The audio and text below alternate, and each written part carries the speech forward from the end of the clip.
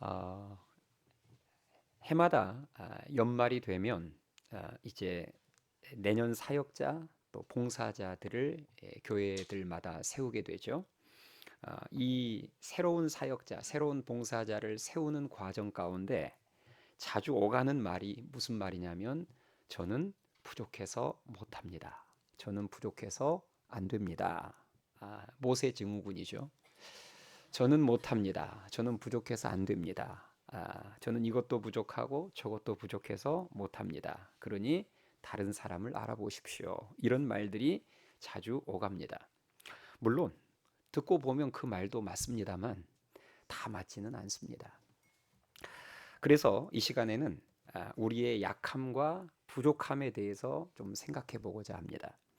특별히 우리가 약함과 부족함에 대해서 좀 잘못 알고 있는 그런 부분들을 우리들이 바로잡고 약함에 대한 성경의 가르침을 배워보고자 합니다. 우리가 약함과 부족함에 대해서 첫 번째로 알아야 될 것은 모든 사람에게 다 약함과 부족함이 있다는 것입니다. 나에게만 약함과 부족함이 있는 게 아니라 예외 없이 모든 사람에게 다 약함과 부족함이 있다는 거예요. 서로 약함과 부족함의 종류만 다르지 모든 사람에게는 예외 없이 다 부족하고 약한 부분, 각자의 가시가 다 있습니다. 제가 목사이다 보니 저는 이제 여러 성도들을 이렇게 신방을 다니면서 혹은 면담을 하면서 여러분보다는 더 많은 성도들을 그 가정의 문제나 기도 제목들을 들어서 알죠. 가정마다 성도마다 다 문제가 있습니다. 문제 없는 기도 제목 없는 가정 없어요. 결국 문제가 있고 기도 제목이 있다는 말은 다 약함이 있고 부족한 부분이 있다는 말입니다. 그것을 이제 기도 제목으로 나누거든요. 어떤 가정을 보면 부모님들의 학벌과 사회적인 지위가 대단합니다. 전혀 부족함이 없어 보이는 그런 가정인데 문제는 부부 사이가 너무 안 좋은 거예요. 이혼 도장만 안 찍었지 이혼한 것이나 다름없이 사는 가정이 있습니다. 그러니까 겉보기에는 너무 사회적으로 다들 엘리트고 뭐 지위가 높고 해서 문제 없어 보이는데 부부 사이에 사랑이 없는 거예요. 그게 또 그 가정의 연약함이고 또 약한 부분이겠죠. 또 어떤 가정은 자녀가 정서적으로 큰 문제가 있어서 이 자녀의 그런 심각한 정신 질환을 부모들이 쉬쉬하는 그런 가정도 있습니다. 또 어떤 성도는 암 같은 큰 병에 걸려서 그래서 힘들어하는 그런 경우도 있고 또 어떤 성도는 큰 질병은 없는데 체력이 저질이에요. 그래서 어, 그런 사람이 있죠. 금방 몸이 피곤해져 버리는. 예. 그래서 쉽게 지치는 그런 연약함을 가지고 있는 성도도 있습니다. 또 어떤 가정은 아버지가 심각한 알코올 중독자인 경우가 있습니다. 남한테 쉽게 말할 수도 없는 내용인 거죠. 또 어떤 성도는 심각한 중독에 빠져 있는 경우도 있고요. 또 어떤 성도는 숨겨둔 빚이 너무 많아서 경제적으로 굉장히 심각한 상황에 처한 경우도 있습니다. 또 어떤 성도는 신체적으로 남이 잘 알지 못하는 장애가 있는 경우도 있고 또 심한 정신질환을 앓고 있는 경우도 있고요. 또 어떤 성도는 타고난 음치와 박치여서 이건 도무지 어떤 한 곡도 제대로 불러낼 수 없는 그런 선천적인 음치 박치가 있을 수 있습니다. 또 어떤 가정은 불임의 문제가 해결되지 않아서 그것 때문에 많이 힘들어하기도 하고 또 어떤 가정은 형제 간의 원수가 되어서 살아가기도 합니다. 또 어떤 가정은 자녀가 너무나 큰 사고를 치고 다녀서 늘 그 사고 치고 다니는 자녀 때문에 골머리를 앓는 그런 가정도 있습니다. 이처럼 누구에게나 다 어찌할 수 없는 약함과 가시가 다 있어요. 그런데 우리가 그런 사정들을 잘 모르기 때문에 항상 나만 부족함이 많고 나만 가시가 많은 것처럼 생각하는 그런 경향이 우리들에게 있다는 거예요. 나만 부족한 것 같고 나만 연약한 것 같고 결코 그렇지 않다는 것입니다. 여러분이 수련회 가서 우리 청장년 3박 4일 수련회 가서 조별 중보 기도 시간에 서로의 기도 제목을 좀 이렇게 깊이 있게 나누다 보면 조별 중보 기도 때 은혜를 참 많이 받거든요. 그 참 많이 받는 이유가 뭘까요? 기도했더니 응답이 많이 터져서 제가 봤을 때는 그렇지 않습니다. 멀쩡하게 보였던 성도인데 정말 저 성도는 문제될 게 하나도 없이 보였던 그런 성도인데 그 조별 중보 기도회 때 문제들을 서로 꺼내놓고 나누기 시작하면서 나만 연약함이 있었던 게 아니구나.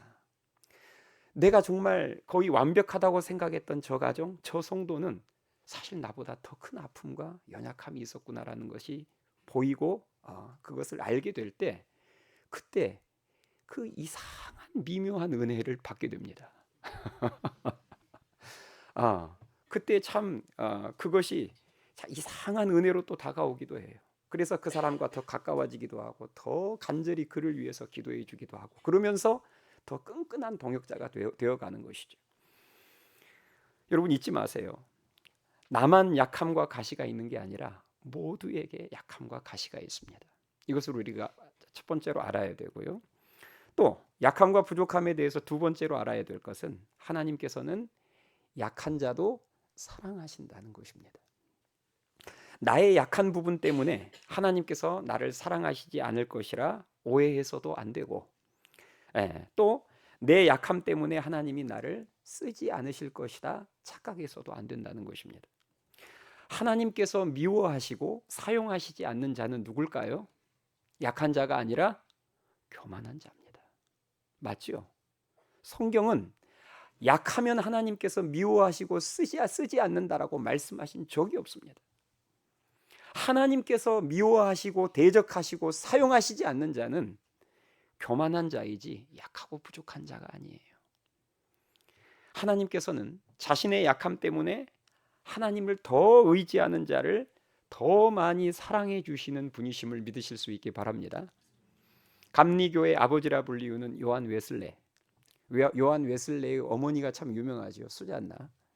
이 수잔나에게 어느 날 어떤 사람이 질문을 했습니다. 수잔나에게 많은 자녀들이 있었거든요. 그 자녀들 중에서 누구를 가장 사랑하느냐? 이런 질문은 해서는 안 됩니다. 자녀에게 엄마 아빠 중에서 누가 더 좋으냐?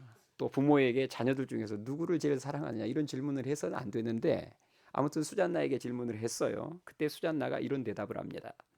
몸이 아픈 자식이 있으면 그 몸이 건강해질 때까지 그 자식을 제일 사랑하며 집을 나간 자식이 있으면 그 자식이 돌아올 때까지 그 자식을 제일 사랑하며 문제가 있는 자식이 있으면 그 문제가 해결될 때까지 그 자식을 제일 사랑합니다.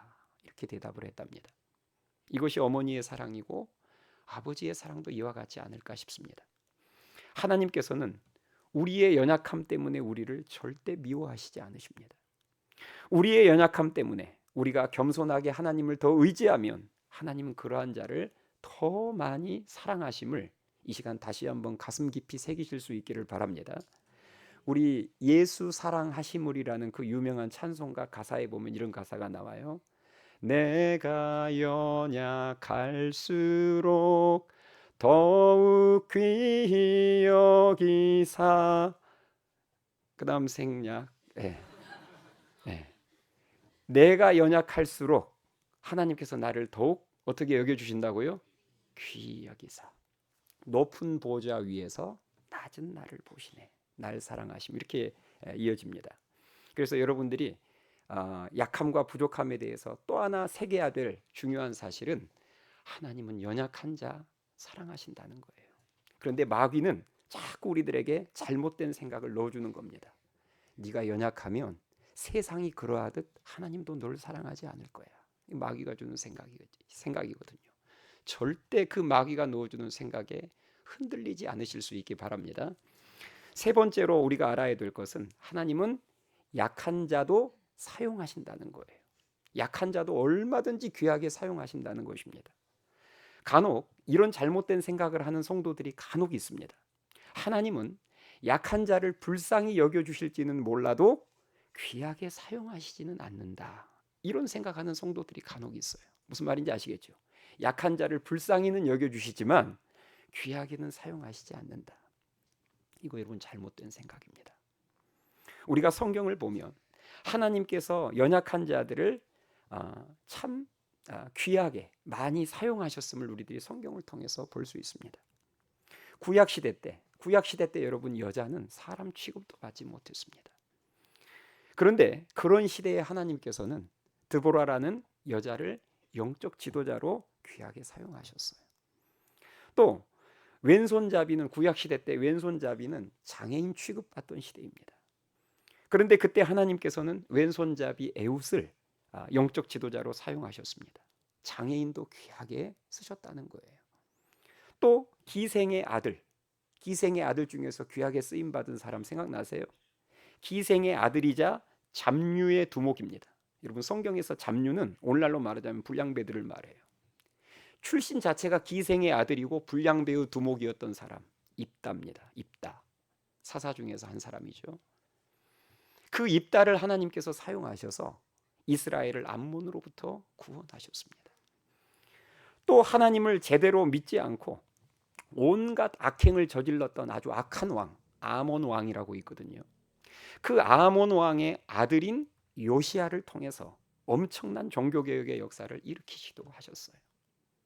그 악한 아버지를 둔 요시야의 입장과 이 배경을 한번 생각해 보세요.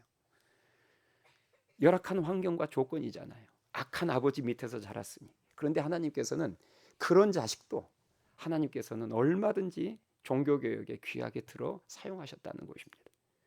또 외모로 인해서 어린아이들에게 놀림까지 받았던 성경의 인물이죠. 외모 때문에 사람들에게 놀림받은 사람이 성경에 나와요. 누구예요? 빛나리 대머리 엘리사 선지자 말이에요. 외모 컴플렉스가 있을 정도로 성경에 보면 참 기가 막히지 않습니까? 외모로 인해서 아이들에게 놀림받았던 사람이 있었다. 그 정도로 나름 외모 컴플렉스가 있을 수 있는 사람인데 하나님께서는 그런 엘리사를 통해서 이스라엘을 구원하셨습니다. 또 큰 승리 직후에 로뎀나무 밑으로 가서 자신을 죽게 해달라고 기도했던 감정의 기복이 롤러코스터인 우울증 말기와 환자 같은 이 엘리야도 하나님께서는 귀하게 사용하셨습니다. 이렇듯 성경을 보면 하나님께서는 약하고 부족한 사람들도 귀하게 사용하시는 것을 보게 됩니다. 자, 모세를 한번 생각해 보세요. 모세는 당시 최강대국이었던 이집트 왕자로서 어렸을 때부터 최고의 왕궁 교육을 통해서 학문과 정치와 경제와 예술을 배웠던 엘리트 중에 엘리트였습니다. 또 애굽 사람을 쳐 죽이고 미디안에서 불량한 목자들을 혼내줄 정도의 힘과 기술도 뛰어난 사람이었어요. 그런데 하나님께서는 그렇게 잘난 모세를 사용하지 않으셨습니다. 아니, 보다 정확하게 말하자면 사용하실 수가 없었어요.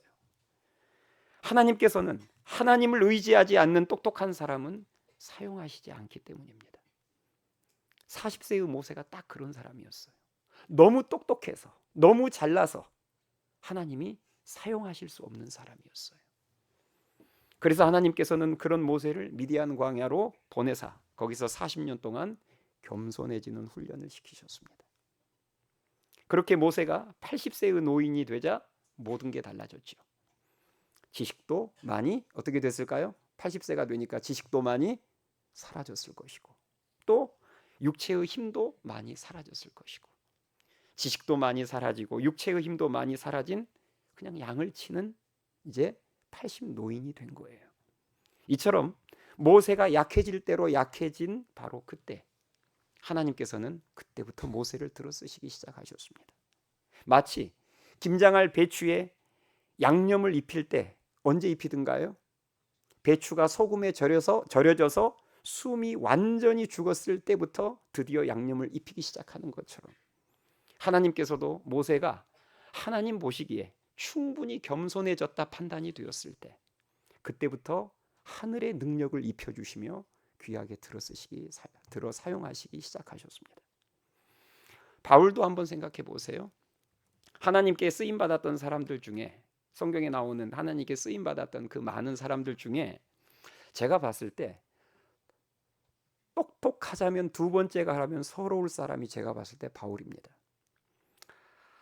혈통이나 지위, 또 최고의 학벌, 의롭고 반듯한 행동, 뜨거운 열정, 정말 어느 한 구석 빠지는 구석을 찾아보기 힘들 정도로 잘난 사람이 사도 바울이었습니다. 그런 잘남 때문에 하나님께서는 바울이 교만해지지 않도록 육체의 가시, 큰 질병을 허락하시고 고쳐주지 않으셨습니다. 가시를 통해서 그 똑똑하고 잘난 바울을 연약하게 만드신 후에 바울을 사용하셨어요. 본격적으로.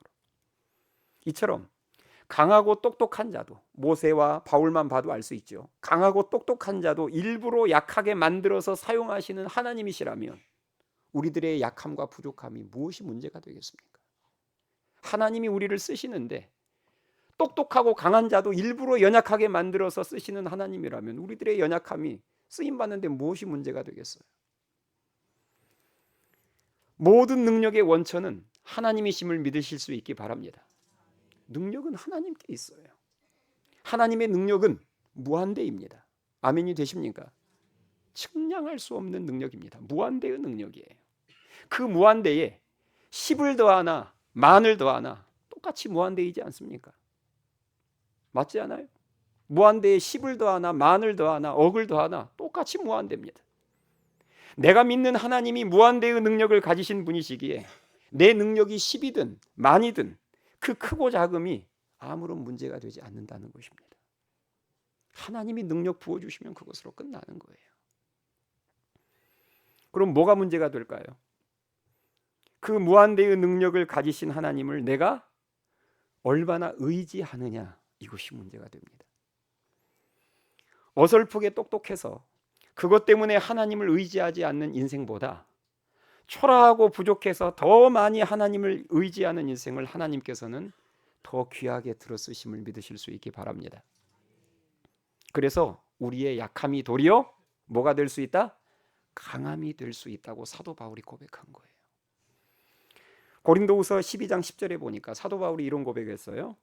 그러므로 내가 그리스도를 위하여 약한 것들과 능욕과 궁핍과 박해와 곤고를 기뻐하노니 이는 내가 약한 그때의 강함이라. 아멘.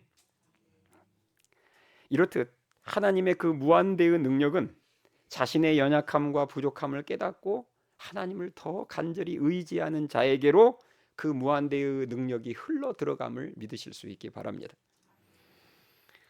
자, 우리는 이 대목에서 자연스럽게 약함과 부족함에 대한 네 번째 중요한 사실을 깨닫게 됩니다. 그것은 약함과 부족함이 하나님께 쓰임받는 절대적인 조건이 될 수 없다는 거예요. 약하면 쓰임받는다가 아니라 약해도 쓰임받을 수 있다지 약하면 쓰임받는다가 아닙니다. 무슨 말인지 아시겠죠?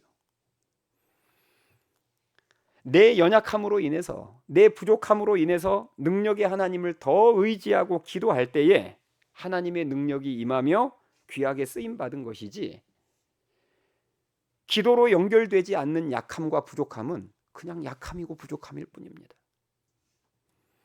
그러므로 우리들의 모든 약함과 부족함은 반드시 기도로 연결되어야 될 줄 믿습니다. 자, 모세를 다시 한 번만 생각해 봅시다. 40세 때 모세는 문제가 보이잖아요. 그러면 뭘로 해결하려고 했죠? 자기 힘으로 해결하려고 했습니다. 맞죠? 40세 때 모세는 문제가 보이면 자기의 권력, 자기가 가지고 있는 권력, 자기의 힘으로 해결하려고 했어요. 그래서 동족들을 구원하기 위해서 나서다가 애굽 사람 한 사람 때려 죽이고 살인자로 도망가게 되죠. 그러나 80세 때 하나님의 부름을 받은 모세는 40년 전과는 완전 달라진 모습을 보여줍니다. 자, 80세 때 모세는 어떻게 달라졌습니까? 어떤 문제들이 보일 때마다 어떻게 해결하려고 하죠? 이제는 자신의 힘으로 해결하려고 하지 않습니다. 이제 힘도 없어요. 그래서 80세 때 모세는 어떤 문제들이 보일 때마다 어떻게 해결하죠? 기도로 해결합니다. 무조건 기도합니다. 항상 하나님께 기도해요. 홍해 앞에서도, 홍해라는 문제 앞에서도, 아말렉 군대라는 문제 앞에서도, 그리고 마실 물이 없어서 이스라엘 백성들이 데모할 때에도 항상 자기 힘으로 해결하려고 하기보다는 하나님 앞에 기도합니다. 이게 달라진 거예요. 자신의 약함을 아니까 철저하게 하나님만 의지하잖아요. 기도를 통해서. 그때 하나님의 엄청난 능력이 부어지면서 모세가 정말 귀하고 능력 있게 쓰임 받더라는 것입니다. 저는 목사로서 지금까지 제가 교회 사역을 하면서 이 사실을 많이 경험했습니다. 제가 전도사 사역을 1999년부터 전도사 사역을 시작했던 것 같아요. 그러니까 벌써 교회 사역을 한 지가 벌써 한 25년 뭐 이렇게 됩니다. 그러면 25년 동안 제가 교회 사역을 하면서 계속해서 배우고 시행착오를 거치면서 사역에 대한 그런 어떤 지식과 경험과 노하우가 25년 동안 축적되었겠잖아요. 그러면 우리 생각으로는 25년 전보다 지금이 25년 전에 김민철 전도사보다 지금 25년이 지난 김민철 목사가 훨씬 더 사역을 할 때 더 많은 능력과 열매가 나타날 것 같은데 그게 꼭 그렇지 않더라는 거예요. 많은 것을 알고 익숙해질 때 오히려 더 열매가 없을 수 있습니다. 왜죠? 더 많은 지식과 익숙함 때문에 하나님을 더 의지하지 않게 되면 전도사 때보다도 훨씬 하나님의 능력이 안 나타날 수 있습니다. 이것을 알아야 돼요. 다시 말해서 내가 강해졌다고 생각할 때 도리어 더 뭐해질 수 있다? 약해질 수 있다는 말입니다. 제가 주일학교 사역을 처음으로 했을 때, 태어나서 처음으로 이제 대형 교회에 가서 주일학교 사역을 했을 때, 그때가 2001년도였던 것 같은데 그때 참 많이 두려웠어요. 주일학교 사역을 처음 한 번도 어린이들을 상대해 보지 않다가 2001년도에 제가 주일학교 유년부 1, 2, 3학년 초등학교 1, 2, 3학년 그 아이들을 이제 지도를 해야 되는데 그때 정말 많이 두렵더라고요. 왜냐하면 방금 말씀드린 것처럼 그 전에 어린이 사역이 전무했기 때문이었고 또 하나는 설상가상으로 제 바로 이전 사역자가 어린이 전도협회 지부장이었어요. 그러니까 어린이 전문 사역자였다는 거예요. 그러니까 얼마나 비교가 돼요. 전 사역자와 이제 제가 그 다음으로 그분 빈자리에 들어가는데 이게 비교를 안 할 수가 없잖아요. 바로 이전 사역자는 어린이 전도협회 지부장이고 저는 어린이 사역 경험이 아주 전무한 사람이고 그러니 막 시작부터 이게 위축이 되는 거예요. 도대체 내가 잘해낼 수 있을까? 교사들과 아이들이 나를 이렇게 뭔가 기대하는 눈으로 이전 사역자가 어린이 전도협회 지부장이어서 기대치가 높을 텐데 내가 그걸 어떻게 그 기대치를 좀 충족시켜 줄 수 있을까? 어린이 설교를 하려면 무조건 시각 자료를 써야 합니다. 그 시각 자료를 써야 되는데 지금은 뭐 빔 프로젝터가 워낙 보편화되고 지금은 이제 빔 프로젝터도 잘 안 쓰잖아요. 대형 액정 TV가 나와서 이제는 빔 프로젝터 시대도 지났습니다. 근데 그때 제가 유년부 사역을 하던 때는 빔 프로젝터가 아직 대중화되기 전이었어요. 빔 프로젝터가 대중화되기 전에 뭘 썼는지 아세요? OHP 필름을 썼어요. 예. 여기 뭐 등사기 같은 데다가 이렇게 그 필름에다가 자기가 그림을 직접 그려서 색을 칠해서 이렇게 올려놓든지 아니면 그 OH 필름을 컬러 프린트에다 넣어서 출력을 해서 그걸 이렇게 보여주든지 그때는 다 OHP 필름을 썼어요. 그것으로 이제 시각 자료를 이렇게 아이들에게 보여주면서 설교를 했는데 저는 어린이 설교 경험도 거의 없거니와 제가 컴퓨터를 잘 못 따라요. 그림도 잘 못 그립니다. 이게 결국은 손으로 내가 직접 그리든지 아니면 컴퓨터로 잘 출력을 하든지 해야 되는데 저는 사실 그런 기술도 없었어요. 경험도 없지요. 그런 거 하나도 제대로 못하죠. 그래서 제가 그때 저는 할 줄 아는 게 없더라고요. 그래서 제가 그때 택한 길이 뭐냐? 뭘 택했을 것 같아요?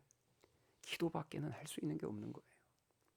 정말 하나님 앞에 약하고 부족한 부분이 많으니까 하나님, 저는 주일학교 사역 경험도 없고 그리고 저는 이렇게 다양한 기자재들, 교육 기자재를 쓸 수 있는 그런 테크닉도 없고 저는 진짜 맨주먹으로 싸워야 될 사람인데 그래서 하나님의 능력이 필요합니다 하고 하나님 앞에 간절히 매달려서 기도할 수밖에 없었습니다. 새벽마다 하나님 앞에 더 간절히 기도하고 예배 때마다 그리고 때때로 밤에 산에 올라가서 산기도를 통해서 하나님께 간절히 기도로 의지했어요. 그렇게 나의 약함을 간절한 기도로 연결시켰더니 하나님의 능력이 부어진 거예요. 은혜가 부어진 겁니다. 그래서 그해 제가 유년부 사역을 했던 그해 연말이 돼서 12월 달이 되니까 목사님이 평소에 안 하던 행동을 하시더라고요. 올해 1월부터 12월까지 제일 많이 성장한 우수 성장 기관을 뽑으라는 거예요. 그래서 이제 데이터를 쭉 뽑았더니 우리 유년부가 최우수 성장 기관이 됐습니다. 할렐루야. 여러분 일이 아니니까 별로 안 기쁘시죠? 그래서 제가 최우수 기관, 최우수 성장 기관 교역자로 간증했던 수요 밤예배 때 간증했던 기억이 아직도 있어요. 이것이 여러분 약함이 주는 능력입니다. 이 경험을 해봐야 사도 바울의 고백을 확실하게 깨닫게 되는 것이죠. 그러므로 내가 그리스도를 위하여 약한 것들과 능력과 궁핍과 박해와 곤고를 기뻐하노니 이는 내가 약한 그때에 뭐함이라? 강함이라. 내 약함 때문에 하나님을 더 의지할 때 그때 더 큰 강함을 경험하게 된다는 것입니다. 정말 안타까운 게 뭔지 아세요? 분명히 약한 것이 보이는데 기도로 하나님을 간절히 의지하지 않는 것입니다. 그런 경우 있죠. 분명히 저 사람의 약함이 보여요. 근데 기도도 하지 않는 거예요. 분명히 약함이 많은데 기도도 하지 않는 거예요. 이건 최악입니다. 여러분 약함이 있는데 내 안에 약함이 많은데 부족한 부분이 많은데 기도로 하나님을 의지하지 않으면 어떤 일이 벌어질까요? 약함 속에서 평생 열등의식만 느끼다가 하나님께 아름답게 쓰임받지를 못합니다. 그러니까 늘 열등의식 속에서 원망 불평하다가 끝나는 거예요. 그 인생. 부탁합니다. 자신의 약함을 간절한 기도로 연결시키는 여러분 되시기를 바랍니다. 약하다고 쓰임받는 거 아니에요. 내 약함을 하나님을 더욱더 의지하는 통로로 내 약함을 간절한 기도로 연결시킬 때 귀하게 쓰시는 것이지 약하다고 쓰시는 게 아닙니다. 약한 자가 기도하지 않으면 그냥 약할 뿐이에요. 그냥 부족할 뿐입니다. 우리가 약할 때 하나님을 더 간절히 의지해서 하나님의 능력이 부어져 우리를 사용하심으로 말미암아 하나님께서는 그런 약한 우리를 들어 사용하시면서 똑똑한 자들을 부끄럽게 하십니다. 강한 자들을 부끄럽게 하세요. 모든 능력이 하나님에게 있음을 연약한 우리를 통해서 증명하시고 온전한 영광을 당신이 취하심을 믿으실 수 있기 바랍니다. 그 말씀이 오늘 본문 내용이죠. 오늘 본문 말씀 한번 같이 볼까요? 자, 26절 26절부터 29절까지 우리 한 목소리로 같이 한번 읽겠습니다. 26절부터 시작. 형제들아 너희를 부르심을 보라. 육체를 따라 지혜로운 자가 많지 아니하며 능한 자가 많지 아니하며 문벌 좋은 자가 많지 아니하도다. 그러나 하나님께서 세상에 미련한 것들을 택하사 지혜 있는 자들을 부끄럽게 하려 하시고 세상에 약한 것들을 택하사 강한 것들을 부끄럽게 하려 하시며 하나님께서 세상에 천한 것들과 멸시받는 것들과 없는 것들을 택하사 있는 것들을 폐하려 하시나니 이는 아무 육체도 하나님 앞에서 자랑하지 못하게 하려 하심이라. 아멘. 무슨 말인지 아시겠죠? 한마디로 약해도 하나님 앞에서 겸손하기만 하면 자신의 약함과 부족함 때문에 하나님을 더욱더 의지하기만 하면 하나님께서는 그런 자들을 약한 자들을 들어 사용하사 강한 자들을 있는 자들을 지혜로운 자들을 부끄럽게 하시며 주님이 더 큰 영광을 받으신다는 것입니다. 지금 태국 단기 선교 준비하고 있거든요. 제가 준비 모임 때 이건 뭐 꼭 이번뿐만이 아니라 지금까지 단기 선교를 갈 때마다 항상 느끼는 거예요. 준비 모임 때 이렇게 이제 기도 제목을 다 나눠요. 팀원들 기도 제목을 나누면서 제가 느끼는 게 뭐냐? 성한 사람이 한 사람도 없다는 것입니다. 정말 온전한 자가 한 사람도 없어요. 연약한 자들만 모아놓은 것 같아요. 단기 선교 때마다 항상 그랬어요. 이 사람은 여기가 아프다. 저 사람은 저기가 아프다. 그리고 몸만 아픈 게 아닙니다. 영혼이 아픈 사람도 많아요. 마귀의 공격을 받아서 영적 침체에 빠진 자도 있고 또 믿음이 흔들리는 자들도 있고 한마디로 전부 문제투성입니다. 그리고 다른 사람 볼 것도 없어요. 인도자인 저부터서 문제투성입니다. 저도 지금 건강 상태가 썩 좋은 편도 아니고 뭐 항상 부족한 부분이 많죠. 그러니까 할 말이 없어요. 뭐 저부터서 부족한데 현실이 이렇다 보니까 단기 선교 준비 모임을 하다 보면 가끔 이런 생각이 들 때가 있습니다. 이렇게 연약한 우리가 가서 뭐 하나 제대로 할 수 있을까? 이런 생각이 간혹 들 때가 있어요. 이렇게 문제들을 서로 나누다 보면 이런 우리가 그 단기 선교 태국 가서 도대체 뭐 하나 제대로 할 수 있을까? 그런데 참 놀라운 것은요. 그렇게 연약함과 부족함을 서로 나누고 그 문제의식과 위기의식을 가지고 서로 합심해서 하나님께 간절히 기도하며 나아가다 보면 뭘 하더라는 거예요. 그 연약한 자들이 뭘 해내더라는 것입니다. 일단 선교지에 가면 하나님께서 그 연약한 자들을 귀하게 쓰시더라는 거예요. 그래서 이제 단기 선교 중에 혹은 단기 선교 끝나고 이렇게 간증을 할 때 나오는 그 간증들을 들어보면 이런 간증들이 꽤 나옵니다. 뭐냐면 단기 선교 시작하기 전에는 참 많이 컨디션도 안 좋았고 아팠는데 단기 선교 중에는 이상하게 괜찮아졌다는 거예요. 예. 그래서 사역을 이제 그렇게 해서 감당할 수 있게 됐다. 뭐 그런 간증이죠. 그렇게 사역을 마치고 돌아오면 또 아파요. 연약해도 하나님께 쓰임 받을 수 있습니다. 아멘. 예. 하나님께서 또 그 쓰임 받을 때 뚝딱 고쳐서 쓰시고 또 연약하게 하세요. 겸손하게 하세요. 예. 저희가 이제 국내 단기 선교를 가면 이번에는 이제 장흥 회진교회가 이렇게 이제 담임 목사님이 교체되면서 이번 겨울에는 저희들이 못 갔지만 저희들이 장흥 회진교회로 국내 단기 선교를 가게 되면 전도의 대상이 주로 누구든가요? 할머니 할아버지들이에요. 왜냐하면 저희들이 다 노인정을 돌아다니면서 이제 복음을 전하거든요. 그러니까 전도의 대상이 다 할머니 할아버지들이에요.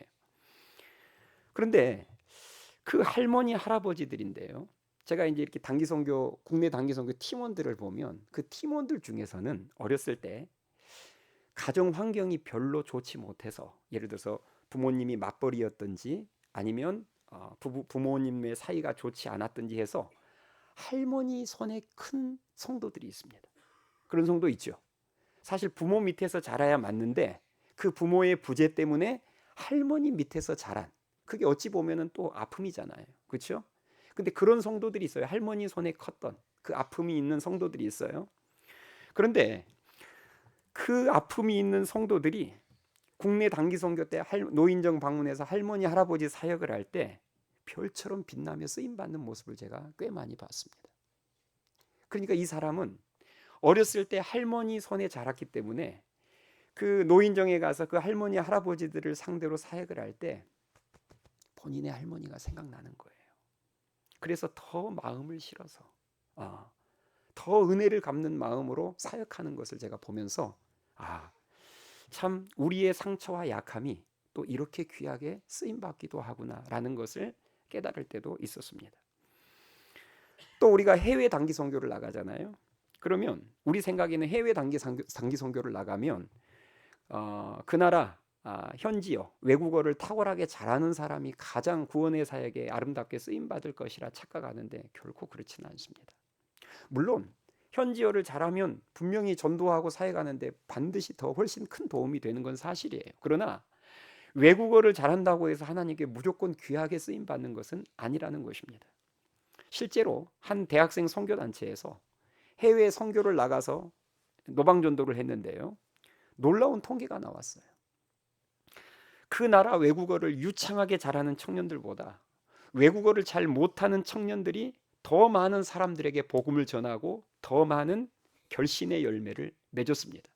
그러니까 이 선교단체에서 이게 이상한 거예요. 아니 우리 생각에는 외국어를 탁월하게 잘한 사람들이 훨씬 더 많은 사람을 만나서 더 많은 사람에게 복음을 전하고 더 많은 사람을 영접시킬 것 같은데 그게 그렇지 않다라는 것입니다. 그래서 알아봤더니 도대체 이게 어찌된 영문인가 알아봤더니 이런 거예요.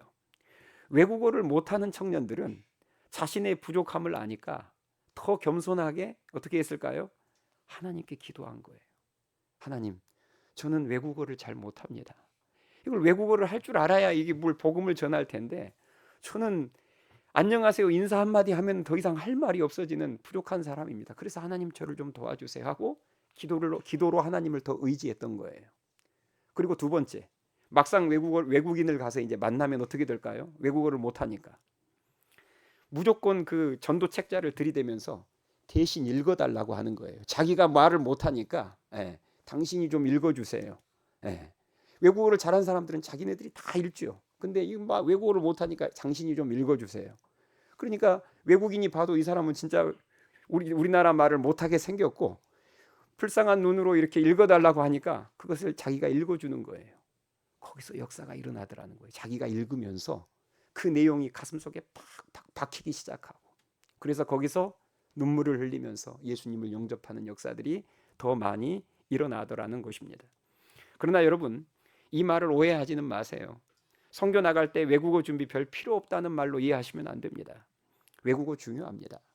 그러나 그보다 더 중요한 것은 겸손히 하나님을 의지하는 것이다, 이 말을 하고 싶은 거예요. 외국어가 안 중요하다는 말이 아니라 나의 부족함 때문에, 그것 때문에 우리가 무한대의 능력을 가진 하나님을 더 의지할 수 있다면 오히려 그것이 더 큰 강점이 되어서 귀하게 쓰임받을 수 있음을 믿으실 수 있기 바랍니다. 오늘 말씀을 정리하겠습니다. 내 삶에 가시가 있습니까?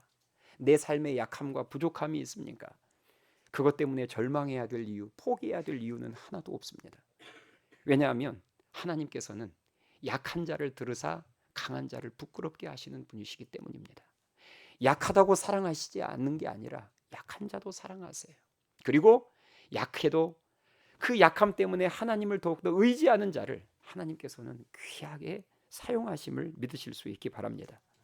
내 약함을 하나님과 사람 앞에서 숨기려고 하지 말고 솔직하게 인정하고 고백하세요.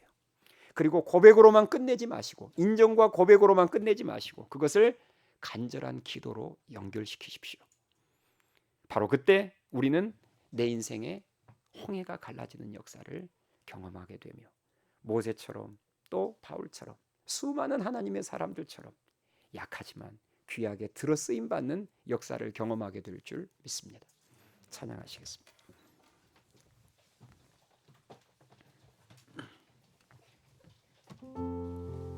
오늘 주신 말씀을 생각하면서 우리 다 같이 찬양합시다.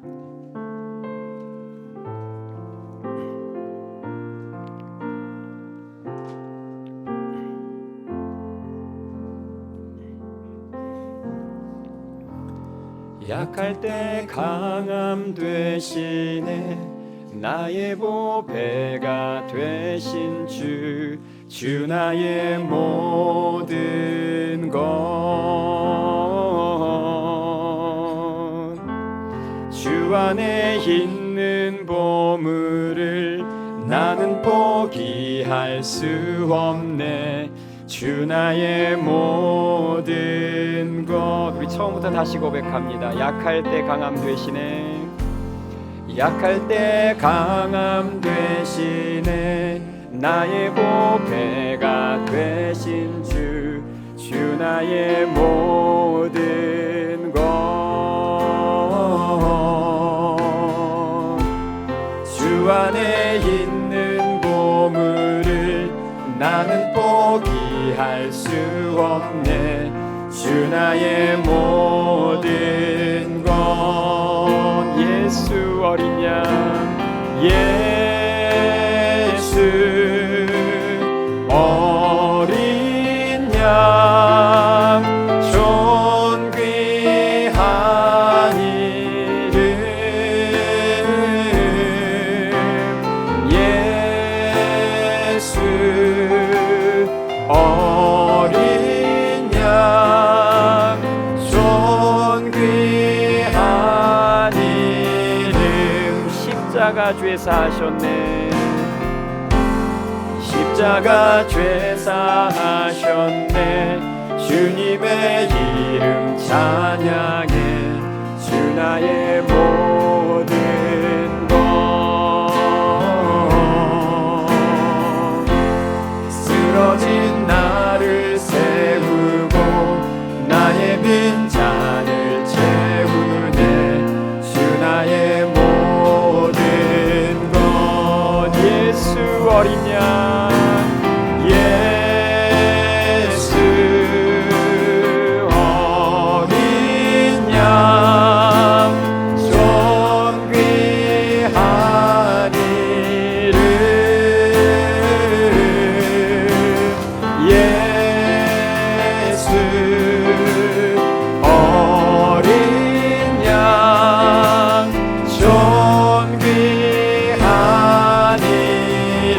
약할 때 강함 되시네.